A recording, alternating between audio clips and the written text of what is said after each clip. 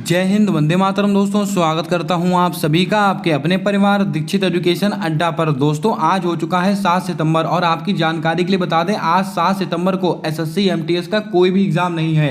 लेकिन जिस किसी भी बच्चे का अब एग्जाम बाकी है तो उसके लिए ऐसी क्लास लेकर आया हूं जो आपकी परीक्षा में आपको नंबर दिलाएगी, आपके माँ बाप के सपने को पूरा करेगी। चाहे आप एसएससी एमटीएस का एग्जाम देने वाले हो, चाहे आप एसएससी सीजीएल का एग्जाम देने वाले हो, चाहे आप दिल्ली पुलिस का एग्जाम देने वाले हो, सारे एग्जाम के लिए आज की क्लास अति महत्वपूर्ण साबित होगी। सारे सवाल आपकी परीक्षा को ध्यान में रखकर बनाए गए हैं और दोस्तों टीसीएस में पूछे गए सवाल हैं सारे के सारे। आइए शुरू करते हैं आज की क्लास, देखते हैं अपने सारे महत्वपूर्ण सवाल। सबसे पहले आप सभी को जन्माष्टमी की ढेर सारी शुभकामनाएं। और दोस्तों आज की क्लास आपको जरूर देखनी है, अपनी कॉपी में जरूर नोट करनी है, अति महत्वपूर्ण क्लास होगी। आइए दोस्तों शुरू करते हैं आज की क्लास, देखते हैं अपने सारे महत्वपूर्ण फैक्ट। यहां पर मैंने आज केवल फैक्ट लिए हैं, इनको आप नोट करते चलें। हमारा पहला महत्वपूर्ण फैक्ट है कि महत्वपूर्ण तत्व तथा उसके परमाणु क्रमांक आपकी परीक्षा की डेली शिफ्टों में सवाल पूछा जा रहा है। दोस्तों महत्वपूर्ण तत्व कौन कौन से हैं तो आपको नाम याद रखना है। ऑक्सीजन का परमाणु क्रमांक कितना होता है 8, इसको आप नोट करें। दोस्तों कार्बन का परमाणु क्रमांक कितना होता है 6। कल आपकी परीक्षा में पूछा गया था दोस्तों काय का, ब्रोमीन का। किसका? ब्रोमीन का परमाणु क्रमांक कितना होता है 35। ये कल की शिफ्ट में सवाल पूछा गया है, तो तैयार हो जाइए दोस्तों क्लोरीन को लेकर। क्लोरीन का परमाणु क्रमांक कितना होता है? क्लोरीन का परमाणु क्रमांक है 17, इसको भी आप नोट करेंगे। हाइड्रोजन का कितना है तो आपको याद होगा 1। और दोस्तों हाइड्रोजन के कितने समस्थानिक होते हैं तो आपको याद होगा हाइड्रोजन के 3 समस्थानिक होते हैं। दोस्तों क्लोरीन, माफ कीजिएगा दोस्तों, यहां पर फ्लोरीन कीजिएगा, आप क्या कीजिएगा फ्लोरीन, यहां पर फ्लोरीन का परमाणु क्रमांक कितना होता है 9। मोस्ट इंपॉर्टेंट सवाल आपके परीक्षा में, मोस्ट रिपीटेड सवाल। आयोडीन का परमाणु क्रमांक कितना होता है 53। और दोस्तों एस्टेनिन, अति महत्वपूर्ण सवाल, इसको आप इंपॉर्टेंट लगाएंगे। एस्टेनिन का परमाणु क्रमांक कितना होता है 85। बोरॉन का कितना होता है 5 और टेनसीन का कितना होता है 117। दोस्तों इसका आप स्क्रीनशॉट बना लें, आने वाली शिफ्टों में आपको यहां से सवाल जरूर देखने को मिलेगा। चलिए बढ़ते हैं अपने अगले फैक्ट की ओर। दोस्तों यहां से शुरू होते हैं महत्वपूर्ण शास्त्रीय नृत्य और उनसे संबंधित कलाकार। मुझे नहीं लगता दोस्तों इससे बाहर एसएससी में आपसे कुछ भी पूछा जाएगा। सारे सवाल आपके टीसीएस में पूछे गए सवाल हैं, इनको आप बहुत ध्यानपूर्वक नोट करते चलें या फिर इनका स्क्रीनशॉट लेते चलें। दोस्तों सबसे पहले हम बात करते हैं भरतनाट्यम को लेकर। तो भरतनाट्यम से आपको कितने नाम याद रखने हैं? मृणालिनी साराभाई, इनका संबंध किससे है? भरतनाट्यम, मोस्ट इंपॉर्टेंट सवाल। मल्लिका साराभाई, इनका संबंध किससे है? भरतनाट्यम, मोस्ट इंपॉर्टेंट सवाल। जिसके ऊपर मैं टिक लगा रहा हूं उसको आप मोस्ट इंपॉर्टेंट मानकर चलेंगे। भरतनाट्यम से कौन है? मृणालिनी साराभाई, मल्लिका साराभाई। यामिनी कृष्णमूर्ति, मोस्ट इंपॉर्टेंट नाम। पद्मा सुब्रमण्यम, मोस्ट इंपॉर्टेंट नाम। और Rukmini Devi Arundale is the most important नाम। ये 5 नाम आपको याद रखने हैं, आपकी परीक्षा में कैसे भी सवाल आपसे पूछ सकता है। और दोस्तों नर्तकी नटराज, ये परीक्षा में सवाल आपसे पूछा जा चुका है, आपको याद होगा। उर्मिला सत्यनारायण, अति महत्वपूर्ण नाम है, इसको आप ध्यान में रखें। वैजंती माला, ये भी नाम हमारे लिए महत्वपूर्ण है। मीनाक्षी श्रीनिवास और टी बाला सरस्वती। और दोस्तों लास्ट में है सोनल मानसिंह। कई बार क्या होता है दोस्तों, सोनल मानसिंह आपको देके रखा होता है और आप कंफ्यूज हो जाते हैं। अगर आपके ऑप्शन में उड़ीसी नृत्य देके रखा है तो आप उड़ीसी मारेंगे। अगर दोस्तों उड़ीसी नृत्य बाई चांस ना देके रखा हो आपके ऑप्शन में तो आप दोस्तों भरतनाट्यम लगा सकते हैं, क्योंकि इनका संबंध भरतनाट्यम से भी है। ये बातें आपको ध्यान में रखनी है। चलिए बढ़ते हैं नेक्स्ट दोस्तों फैक्ट की ओर। यहां हम बात करेंगे कथक नृत्य को लेकर। दोस्तों कथक नृत्य से कौन कौन संबंधित है तो आपको नाम याद रखना, सितारा देवी। अभी तक आपकी परीक्षा में सवाल पूछा नहीं गया तो तैयार हो जाइए सितारा देवी को लेकर। दोस्तों शोभना नारायण, अति महत्वपूर्ण नाम। पंडित बिरजू महाराज आपसे पूछ चुका है। और पंडित बिरजू महाराज का संबंध कौन से घराने से है?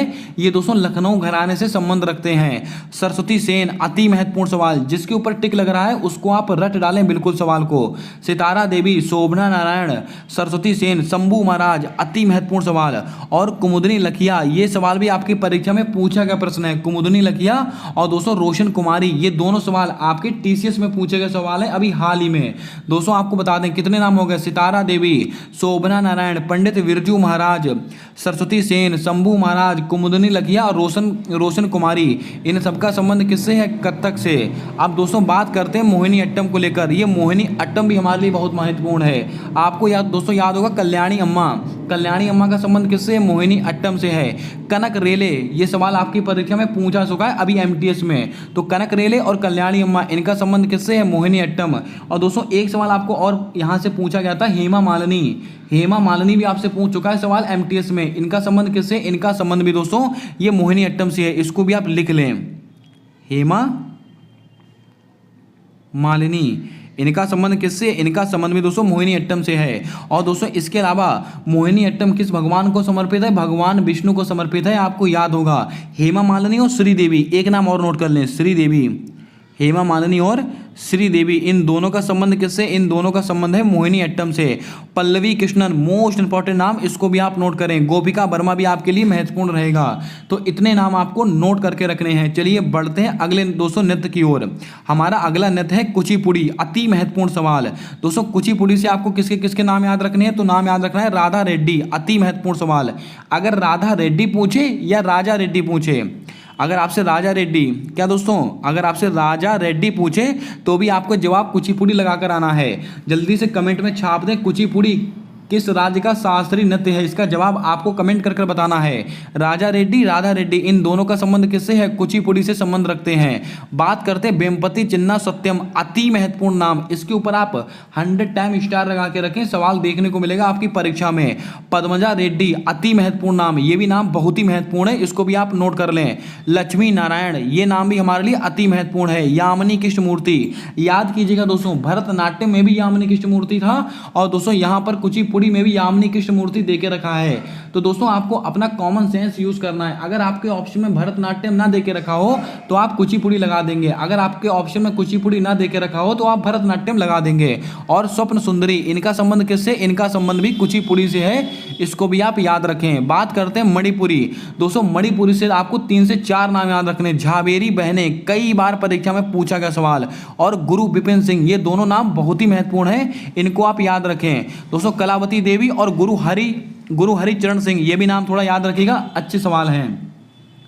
अगर दोस्तों आप क्लास को पहली बार देख रहे हो तो क्लास को लाइक जरूर कर देना। चैनल पर नए हो तो चैनल को सब्सक्राइब कर बेल वाला आइकन ध्यान से दबा लेना, ताकि आने वाली क्लासेस के अपडेट्स आप तक आसानी से पहुंचते रहें। और इस क्लास को मिस मत कीजिएगा, ऐसी क्लास आपको यूट्यूब पर नहीं मिलने वाली है। सारे सवाल आपके टीसीएस के पूछे गए सवाल यहाँ पर मैंने इंक्लूड किए हैं। आइए चलते हैं अगले फैक्ट की ओर। दोस्तों यहाँ से हमारा अगला फैक्ट है उड़ीसी नृत्य। ये महत्वपूर्ण है हमारी परीक्षा के लिए। उड़ीसी नृत्य से दोस्तों आपको किसका किसका नाम याद रखना है? तो दोस्तों सोनल मान सिंह, सोनल मान सिंह, अभी मैंने आपको बताया था सोनल मान सिंह का संबंध भरतनाट्यम से भी है और उड़ीसी नृत्य से भी है। तो आपको इसका आंसर ऑप्शन के अकॉर्डिंग वहां पर देना है। सोनल मान सिंह का संबंध किससे है? भरतनाट्यम। अगर हम बात करें केलूचरण महापात्र, अति महत्वपूर्ण नाम, और संयुक्ता पर्णहारी, इन दोनों का संबंध किससे है? उड़ीसी नृत्य से है। माधवी मुद्दल, मोस्ट रिपीटेड सवाल है ये दोस्तों, मोस्ट रिपीटेड सवाल है आपका टीसीएस का। तो माधवी मुद्दल का संबंध किससे है? उड़ीसी नृत्य। कुमकुम मोहंती और गुरु गंगाधर प्रधान, ये भी थोड़ा याद रखें, लेकिन ये नाम हमारे लिए बहुत ही महत्वपूर्ण है। ये सबके सब, सोनल मान सिंह, केलूचरण महापात्र, संयुक्ता पर्णहारी, माधवी मुद्दल, इनको आप नोट करें। सतरिया नृत्य से दोस्तों आपको केवल एक नाम याद रखना है, श्रीमद शंकर देव। ये किससे संबंधित है? सतरिया नृत्य। और सतरिया दोस्तों कहाँ का क्लासिकल नृत्य है? आपको याद होगा असम का है। कहाँ का? ये असम का शास्त्रीय नृत्य है, इसको भी आप याद करके रखें। अगला क्वेश्चन दोस्तों, हमारा अगला फैक्ट है यहाँ से कथकली। दोस्तों कथकली के दोस्तों जो कलाकार है उनका नाम आपको बताएं मैं आपको। मृणालिनी साराभाई, अति महत्वपूर्ण सवाल दोस्तों। मृणालिनी साराभाई, इनका संबंध दोस्तों भरतनाट्यम से भी था और कथकली से भी था, याद कीजिएगा दोस्तों। और दोस्तों अगर आपसे क्वेश्चन पूछ रहे हैं मल्लिका साराभाई, मल्लिका साराभाई का संबंध भरतनाट्यम से भी है और कथकली से भी है, इस नाम को भी आप याद करके रखें, बहुत ही महत्वपूर्ण सवाल है। मृणालिनी साराभाई, मल्लिका साराभाई, इन दोनों का संबंध भरतनाट्यम और कथकली दोनों से है। उदय शंकर, अति महत्वपूर्ण सवाल। और कृष्णकुटी, आनंद शिवराम, और दोस्तों कौन है दोस्तों? ये रुक्मणी देवी, इन सबका संबंध किससे? इन सबका संबंध है कथकली, इसको भी आप थोड़ा याद रखें, अच्छा सवाल है। आइए चलते हैं अपने नेक्स्ट टॉपिक की ओर। दोस्तों यहाँ से हमारा टॉपिक शुरू होता है महत्वपूर्ण वाद्य यंत्र और उनसे संबंधित वादक। ये वह टॉपिक है जिससे दोस्तों डेली आपकी परीक्षा में सवाल बन रहा है। इसको आप अच्छे से पढ़कर जाएं। आपको अगर नंबर चाहिए, आपको अगर अपने माँ बाप का सपना पूरा करना है, बहुत ही महत्वपूर्ण सवाल है। सारे सवाल हम यहाँ पर डिस्कस करेंगे। आई होप दोस्तों आपको ठीक से दिख रहा होगा। दोस्तों महत्वपूर्ण वाद्य यंत्र और उनसे संबंधित वादक, सरोद वादक, अब आपकी परीक्षा में सरोद वादक आपसे 100% पूछा जाएगा। और 4 नाम मैंने हमेशा से आपको बताए हैं, कौन कौन से?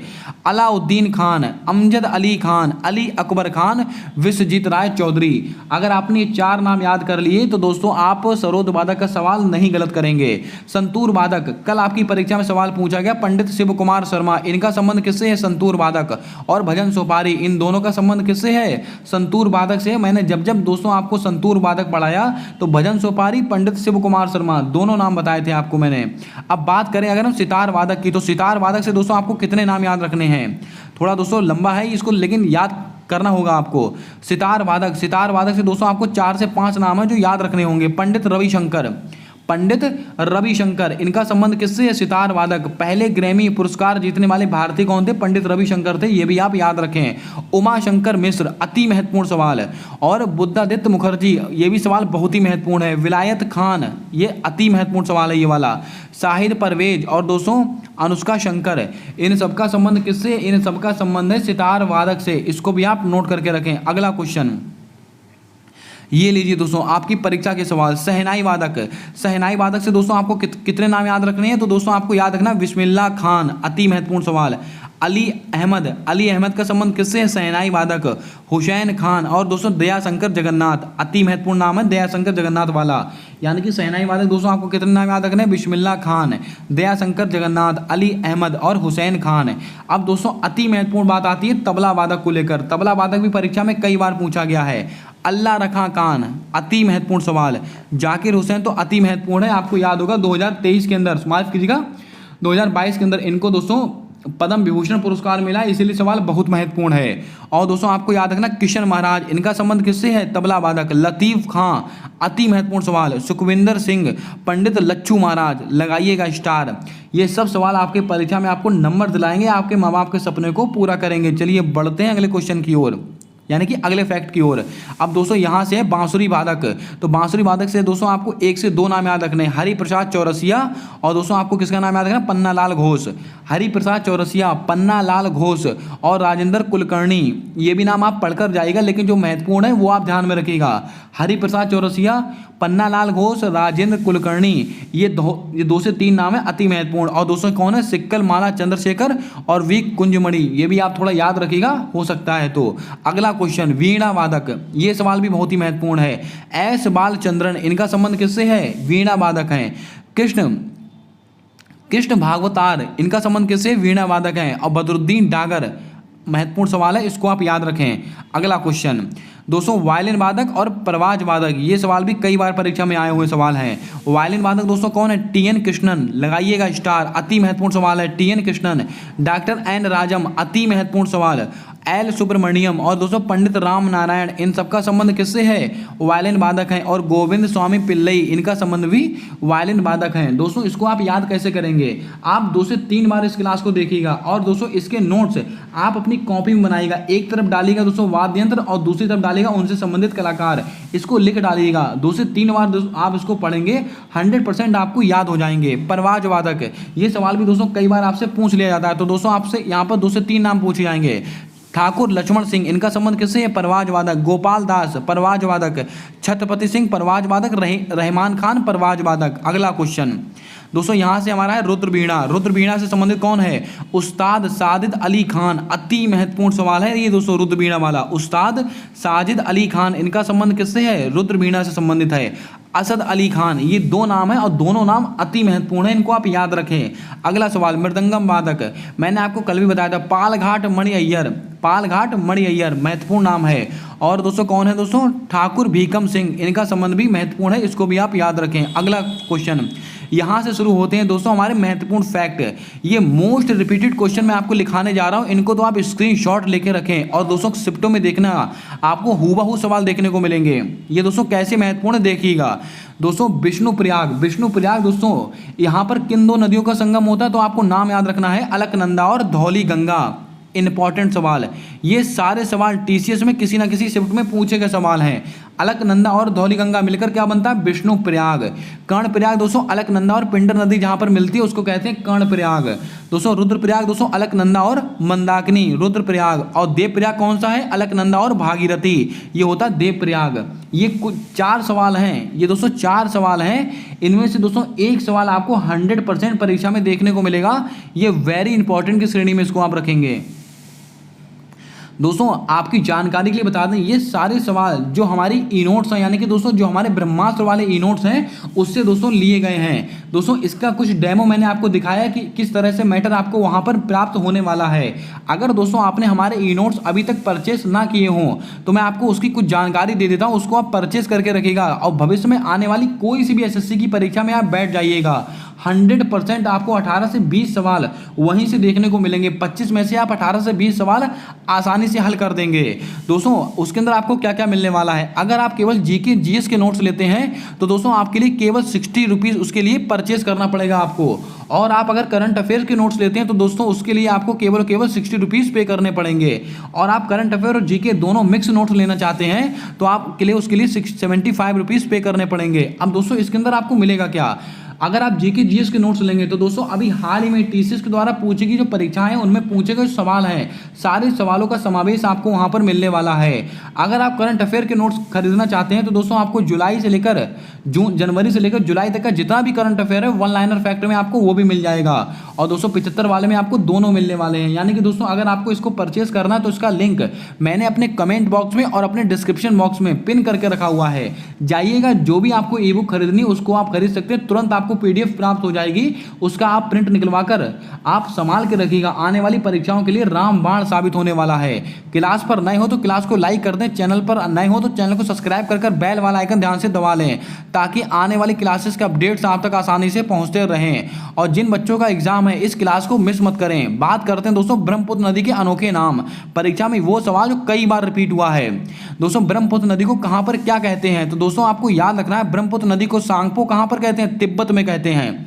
सांगपो कहां पर कहते हैं, तिब्बत में। और दिहांग कहां पर कहते हैं, अरुणाचल प्रदेश। लगाइएगा इंपॉर्टेंट, आने वाली शिफ्टों के लिए तैयार हो जाइए इन सवालों को लेकर। और ब्रह्मपुत्र नदी को दोस्तों ब्रह्मपुत्र नदी कहां पर कहते हैं, असम में कहते हैं। और ब्रह्मपुत्र नदी पर कौन सा बांध स्थित है, माजुली। माजुली द्वीप कौन से, माजुली द्वीप कौन सी नदी पर स्थित है, ब्रह्मपुत्र नदी पर स्थित है। और दोस्तों राष्ट्रीय जलमार्ग 2 कौन सा दोस्तों, राष्ट्रीय जलमार्ग 2 ये कौन सी नदी पर स्थित है, ब्रह्मपुत्र नदी पर स्थित है। पहला वाला गंगा नदी पर स्थित है। जमुना दोस्तों कहाँ कहते हैं, नॉर्थ बांग्लादेश में कहते हैं। इन 4 सवाल में से एक सवाल आपको 100% देखने को मिलेगा। ये लीजिए दोस्तों, आपकी परीक्षा के लिए रामबाण सवाल एक बार फिर हाजिर हैं। संविधान के महत्वपूर्ण अनुच्छेद दोस्तों जितना हो सकता था मैंने उतना कवर करने का प्रयास किया है एक क्लास के अंदर। आपको दोस्तों जो सवाल आपकी परीक्षा में बन सकते हैं सारे सवाल आपके लिए मैं निचोड़ लेकर आया हूँ। जी हाँ दोस्तों, संविधान के महत्वपूर्ण अनुच्छेद, ऐसे अनुच्छेद जो आपकी परीक्षा में डेली आपसे पूछे जा रहे हैं। आर्टिकल 40 इसका संबंध किससे है, ग्राम पंचायत के गठन से है। बच्चे को पता है ये सवाल। आर्टिकल 44 समान नागरिक संहिता, यानी कि नागरिकों के लिए एक समान सिविल संहिता, इसका संबंध किससे, आर्टिकल 44। लेकिन महत्वपूर्ण क्या है, आर्टिकल नंबर 45, ये बहुत ही महत्वपूर्ण है। और आप देखिएगा आने वाली शिफ्टों में आपको सवाल देखने को मिलेगा। 6 वर्ष से कम आयु के बच्चों के लिए, ध्यान से पढ़िएगा, 6 वर्ष से कम आयु के बच्चों के लिए प्रारंभिक बाल्यावस्था देख रेख व शिक्षा का उपबंध कौन से आर्टिकल में है, आर्टिकल नंबर 45 में है। अगले सवाल दोस्तों यहाँ पर एक आर्टिकल मिसिंग है, आर्टिकल नंबर 47। उसमें दोस्तों किसका उल्लेख है, उसमें पोषण संबंधी अधिकार है। जो भी पोषण संबंधी अधिकार होते हैं वो दोस्तों आर्टिकल नंबर 47 में कवर किए जाते हैं। अगर हम बात करें आर्टिकल नंबर 48 की, कंफ्यूज मत होइएगा, आर्टिकल नंबर 48 और 48A दोनों अलग अलग बातें हैं। आर्टिकल नंबर 48 में क्या कहा गया है, कृषि और पशुपालन का संगठन।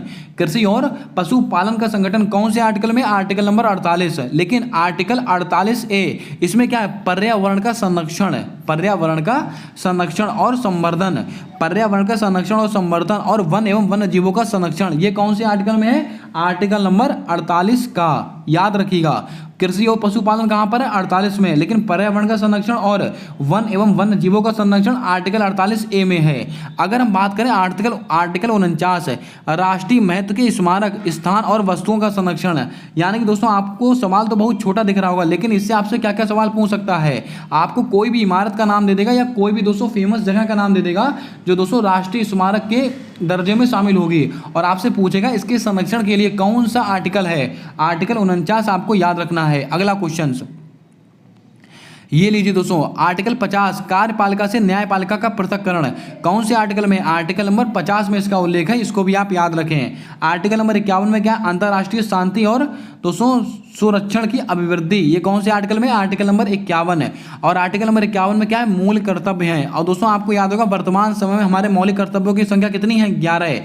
दोस्तों आपको याद होगा 42वां कॉन्स्टिट्यूशन अमेंडमेंट, 42वां कॉन्स्टिट्यूशन अमेंडमेंट कब का है? 1976 का है। और इसके द्वारा दोस्तों हमारे संविधान में 10 मौलिक कर्तव्यों को जोड़ा गया। और दोस्तों एक आपको याद होगा 86वां कॉन्स्टिट्यूशन अमेंडमेंट, इसके द्वारा दोस्तों हमारा 11वां मौलिक कर्तव्य हमारे संविधान में जोड़ा गया। ये कुछ महत्वपूर्ण फैक्ट हैं जो आपको याद रखने हैं। अब दोस्तों आपको मैं बता दूं, आपको कल की तैयारी, यानी कि अगर आपका भविष्य में एग्जाम है तो आपको क्या क्या पढ़कर जाना है।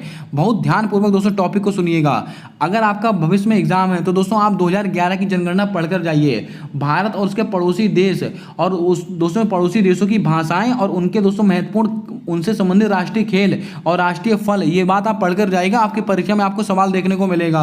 और दोस्तों जो डीपीएसपी यानी कि राज्य के नीति निर्देशक तत्व 36 से 51 के बीच में जितने भी आर्टिकल बन सकते हैं, सारे आर्टिकल आप पढ़कर जाइएगा। आपको नंबर दिलाएंगे सारे सवाल।